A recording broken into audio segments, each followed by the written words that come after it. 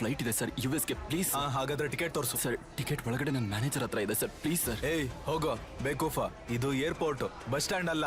ಹಾಗ ಒಳಗೆ ಹೋಗೋದಕ್ ಬಿಡಲ್ಲ. ನಡಿಯಲಿಂದ.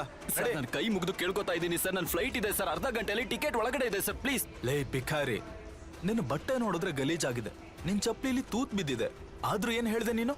ನಿನ್ ಫ್ಲೈಟ್ ಇದೆ ಅರ್ಧ ಗಂಟೆಯಲ್ಲಿ, ಅದು ಯುಎಸ್ಗೆ. ನಿನ್ ಕನ್ಸಲ್ಲಾದ್ರೂ ವಿಮಾನನ ನೋಡಿದ್ಯಾ ನೀನು? ನಡೆಯಲಿಂದ ಹೋಗೋ. ಸರ್ ನಾನ್ ನಿಮ್ಮನ್ನ ಕೈ ಮುಗಿದು ಕೇಳ್ಕೊತಾ ಇದ್ದೀನಿ ಸರ್, ನಿಜವಾಗ್ಲೂ ನನ್ನ ಫ್ಲೈಟ್ ಇದೆ ಸರ್, ದಯವಿಟ್ಟು ನನಗೆ ಹೋಗಕ್ ಬಿಡಿ ಪ್ಲೀಸ್. ಹಿಂಗೆ ಹೇಳಿದ್ರೆ ಹೋಗಲ್ಲ ಅಲ್ಲ? ಪ್ಲೀಸ್ ಸರ್, ರಿಕ್ವೆಸ್ಟ್ ಮಾಡ್ಕೊಳ್ತಾ ಇದ್ದೀನಿ ಸರ್. ಹೊರಡು ಇಲ್ಲಿಂದ, ನಡಿ.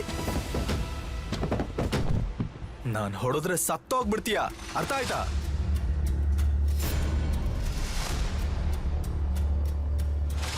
ಓ ಹಲೋ.